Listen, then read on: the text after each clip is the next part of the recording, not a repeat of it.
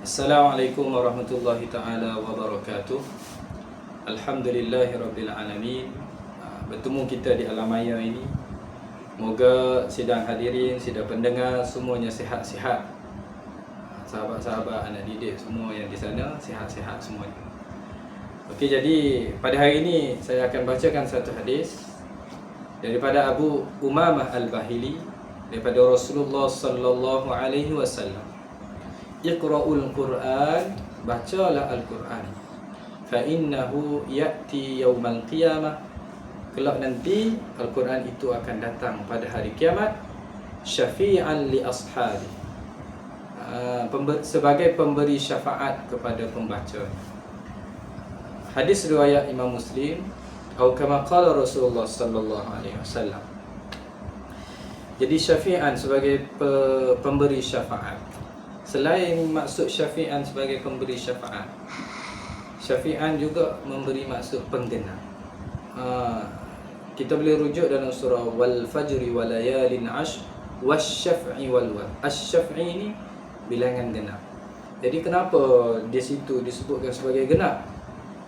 Kita kena runung balik.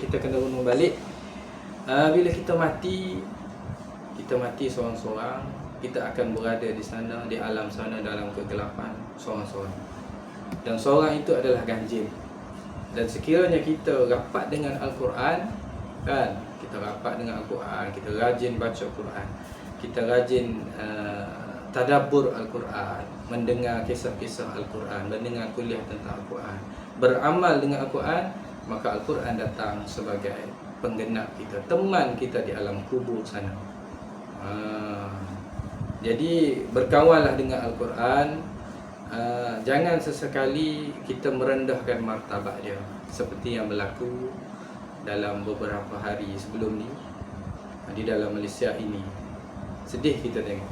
Jadi kita sebagai orang Islam, kita kena bela, kan? Kita orang Islam, siapa lagi nak bela Al-Quran?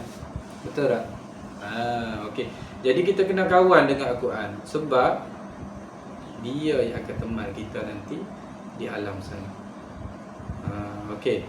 Jadi sebenarnya nuzul Quran ni, berkawan dengan Quran, rajin-rajin baca Quran, jangan malas, jangan rasa malu nak baca Quran. Jangan rasa nanti orang kata aku alim pula selalu baca Quran. Jangan. Baca je Al-Quran, sebab orang yang kata tu dia bukan teman kita nanti. Yang teman kita ni Al-Quran. Rajin baca Al-Quran, dialah yang datang meneman kita di akhirat nanti. Okey. Jadi sebagai penutup sempena majlis sempena nuzul Quran yang akan menjelma ni, yang dah menjelma, pergi ke pasar membeli delima. Delima dibeli bersama santan. Nuzul Quran sudah menjelma. Jadilah kita kawan Al-Quran. Jadi untuk itu sama-sama kita baca doa, Allahumma arhamna bil Quran, ya Allah rahmatilah kami dengan Al-Quran, waj'alhu lana imaman wa nuran wa hudan wa rahmah, dan jadikanlah Al-Quran itu imam, pemimpin, petunjuk dan hidayah bagi kami. Allahumma dzakkirna minhu ma nusina, ya Allah ingatkan kami apa yang kami lupa, wa 'allimna minhu ma jahilna, dan ajarkan kami apa yang kami tidak tahu. Warzuqna tilawatahu ana al-laili wa atrafan nahar, dan rezekikan kepada kami untuk membacanya, untuk tadabbur Al-Quran pada waktu pagi juga pada waktu malam. Waj'alhu lana hujjatan ya rabbal alamin, dan jadikanlah Al-Quran itu sebagai hujah pembela pada kami di akhirat nanti.